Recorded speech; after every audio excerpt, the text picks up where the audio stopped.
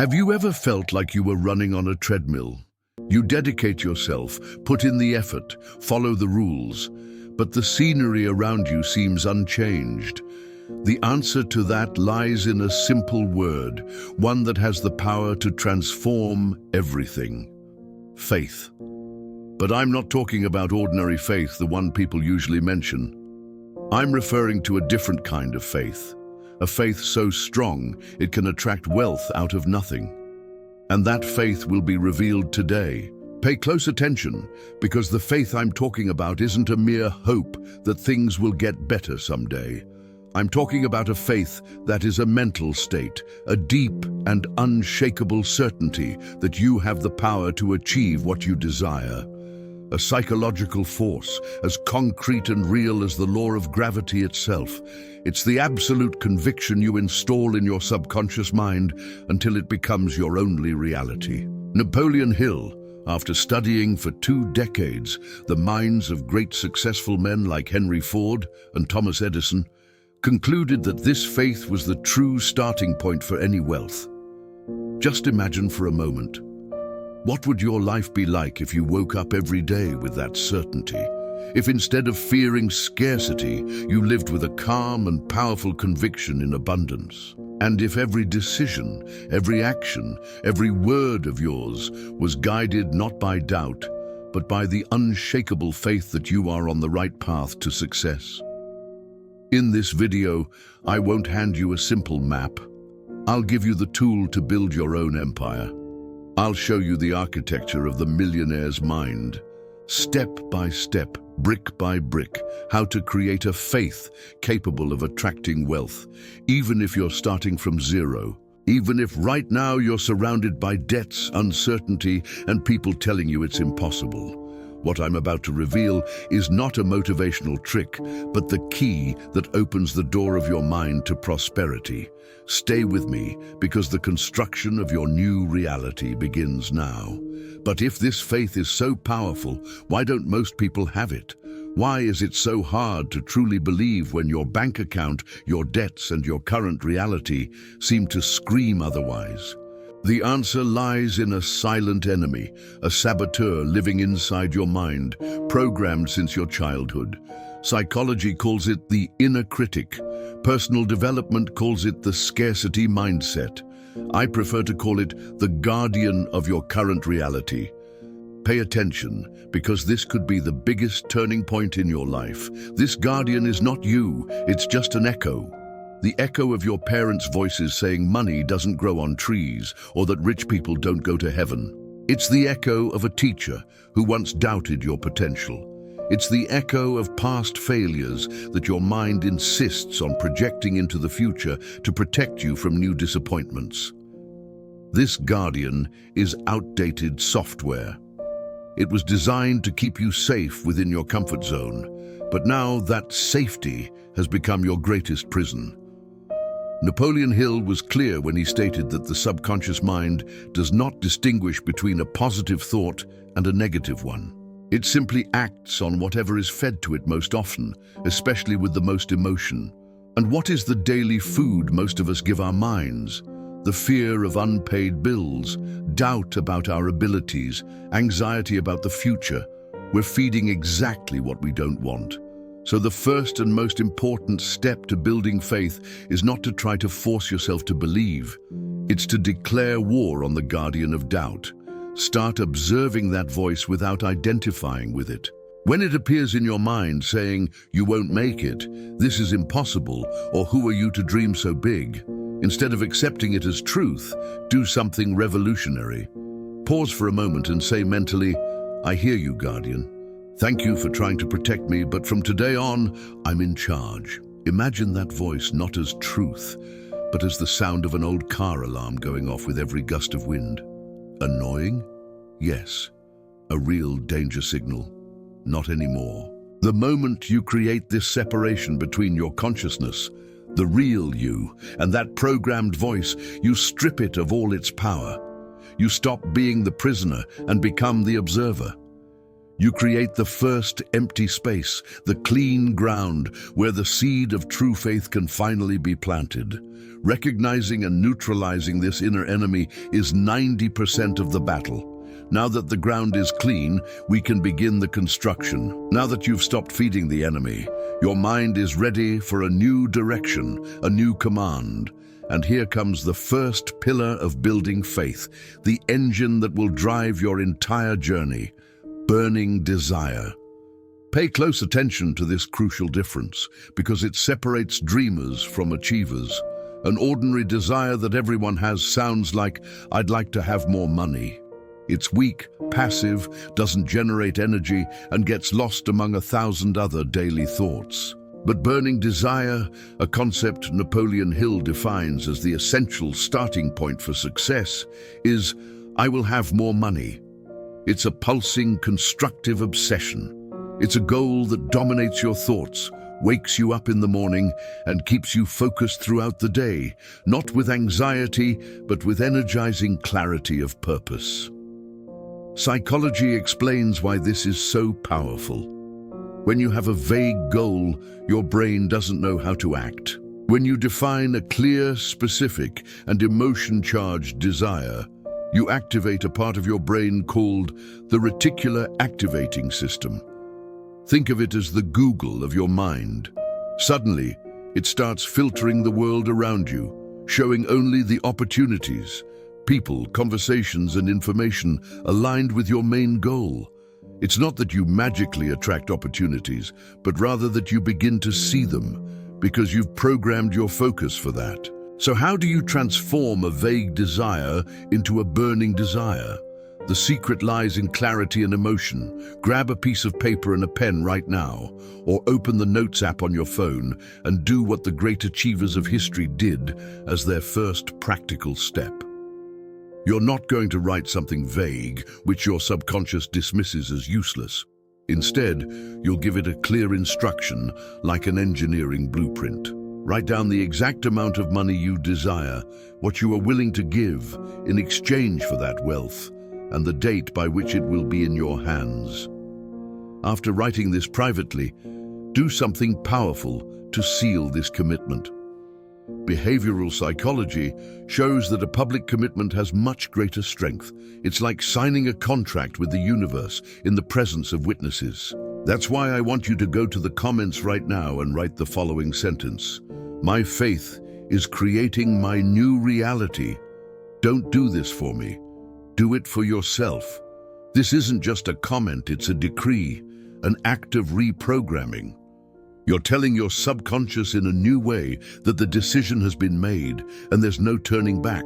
By writing and publishing these words, you're not only fixing your intention, but also connecting to the energy of thousands of other people who, just like you, decided to take control.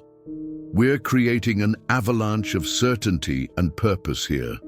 Imagine the power of that. You've transformed a simple cloud of smoke into an engineering plan. Now your brain has a clear target, a map, and a deadline. You've stepped out of the field of hope and into the field of intention. This clear and defined plan is the structure, the skeleton of your new financial reality. Most people never get this far. But a skeleton without life has no strength.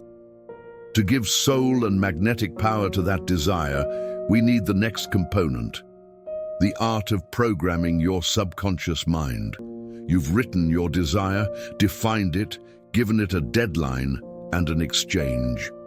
Congratulations, you've done more than 99% of people. But pay attention, because this will challenge everything you've learned about goals. That piece of paper by itself is worthless. It's like a skeleton without a soul, or a luxury car without fuel. The big turning point, the secret that separates those who just think positively from those who actually materialize reality, is not in what you wrote, but in how you imprint that writing into your subconscious mind. We're talking about autosuggestion. But forget about the empty, repetitive affirmations you usually see around. That's just child's play. What Napoleon Hill discovered, and what neuroscience now confirms, is a process of emotional alchemy. It's about merging your written statement with an emotion so intense that your nervous system has no choice but to accept it as reality. What I'm about to teach you is dangerous. It's dangerous because once you understand how to rewrite your mind's code, you'll never again be able to blame the outside world, the economy, or bad luck for your results. The responsibility will be entirely yours. The process is a ritual. Twice a day, in the morning upon waking and at night before sleeping, when the veil between the conscious and subconscious mind is thinnest, you'll isolate yourself. You will read your statement out loud. And here's the secret. As you read the words, you will close your eyes and feel. You won't worry about how the money will come. That's the task of your higher mind. You'll feel the emotion of already having it. Feel gratitude filling your chest.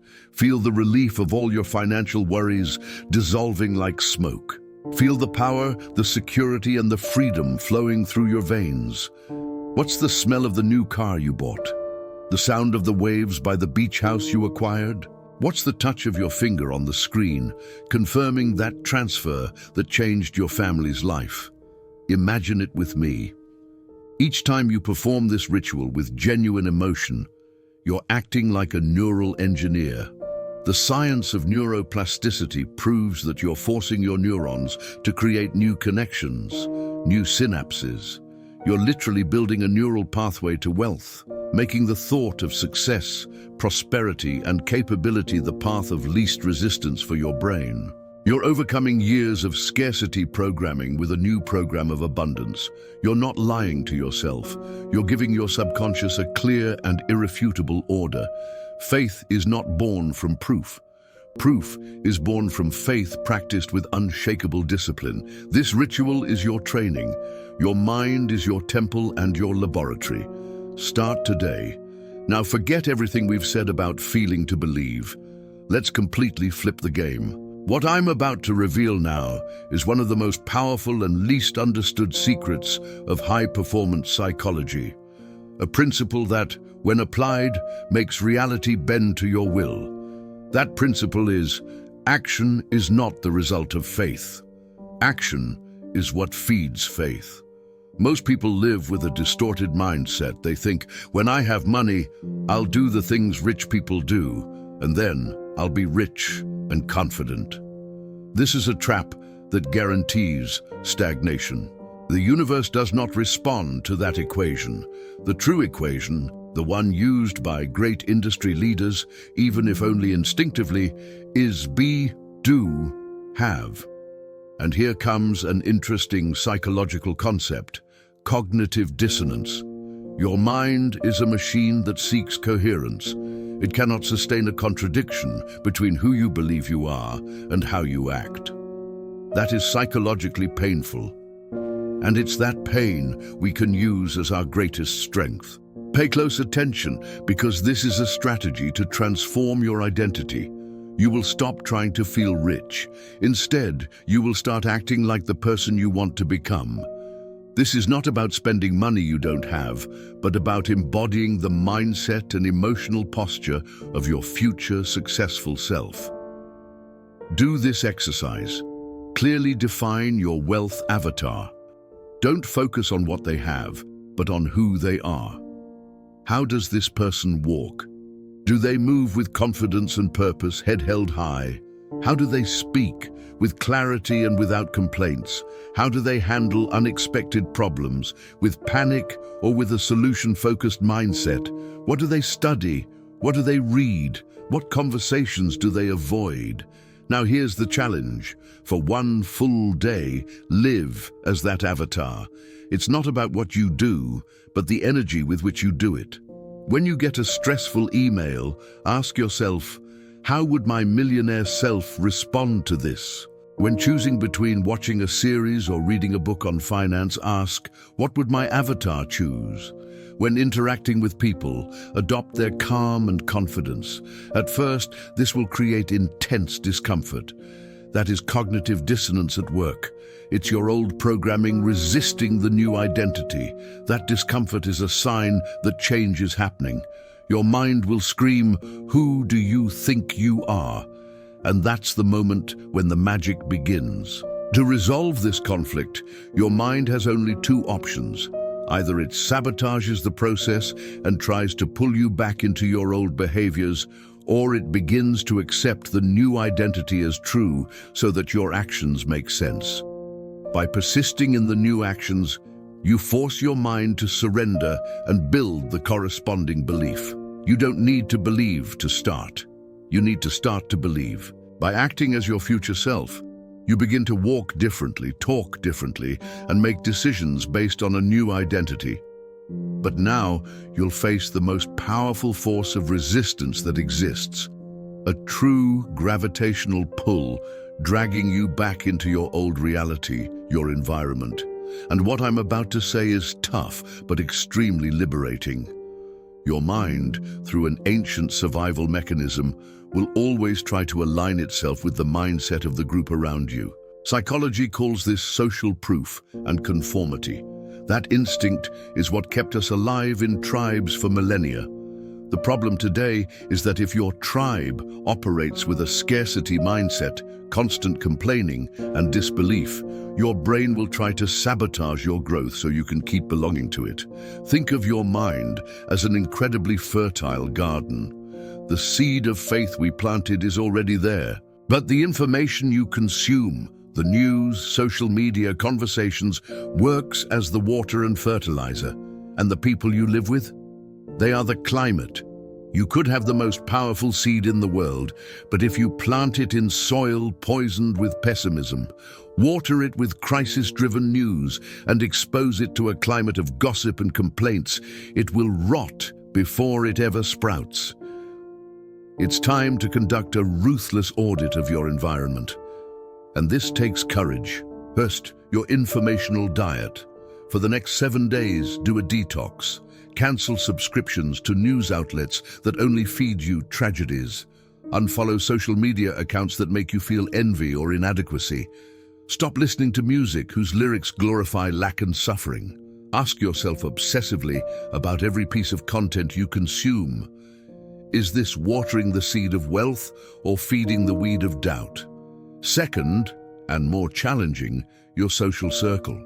Take a sheet of paper and list the 5 people you spend the most time with. Be honest. Next to each name, write down the dominant theme of your conversations. Do you talk about opportunities, growth, ideas, and solutions? Or do you focus on complaining about the government, the boss, lack of money, and problems? Neuroscience has already shown that the conversations you hear physically strengthen the corresponding neural pathways. Complaining strengthens the poverty mindset. Solutions strengthen the wealth mindset. This doesn't mean abandoning the people you love. It means managing your exposure and becoming the dominant influence in the group. Limit your time with negative energy sources and, more importantly, actively seek out new inputs. Find a mentor, even if only through books. Join online groups about investing and entrepreneurship. Attend events where successful people gather. You need to prove to your brain that prosperity is an accessible and normal reality. Healing your environment is not an act of arrogance. It's an act of self-preservation and responsibility toward your future. It's about creating a psychological environment where your faith no longer has to fight for survival, but where it can flourish as a natural consequence. Now that you're acting as your avatar and cultivating the right soil, the last internal barrier remains to be overcome, a subtle trap disguised as a virtue. You're acting as your future self. Your environment is clean, but maybe you feel like your bank account hasn't gotten the message yet. There is a final resistance, an invisible brake that keeps the car from accelerating. This happens because now you're facing the most treacherous enemy of all, an enemy disguised as morality. Your biggest barrier to wealth may be a secret loyalty to your own poverty, an unconscious belief that being prosperous is, somehow, being impure. Psychology teaches us that since childhood, our minds are programmed with schemas, core beliefs about the world. And for many of us, the code about money was written in ink made of guilt and fear. Phrases like, money is dirty or the rich are greedy aren't just popular sayings. They're commands installed in your subconscious. And here lies the cruel paradox. If your deepest identity is tied to the idea that being rich means being bad, your mind will go into civil war the moment you try to get rich. This creates psychological pain, a dissonance that must be resolved. And to protect your self-image as a good person, your brain will do the unthinkable. It will sabotage your success. It will make you procrastinate, miss opportunities, make mistakes, all to ensure you remain aligned with that old limiting belief. You accelerate with your actions, but keep your foot on the brake with your guilt. To defuse this bomb, I invite you to make a financial confession. Have an honest conversation with your soul right now. Ask yourself and listen to the very first answer that arises, without filters. What did you hear about rich people when you were a child? Were they words of admiration or of disdain? Go deeper. Complete this phrase in your mind. Money is the root of... What word came up? Fear, greed, evil. Now the final question, the most revealing one. If you became immensely rich, what would you be afraid of? Becoming arrogant, lonely, being judged by the people you love? These answers are the brake cables, but awareness is the tool that can cut them. If your mind has learned that money corrupts, you need to confront that idea with a stronger truth, declaring to yourself, no. Money is an amplifier. It only amplifies who I already am.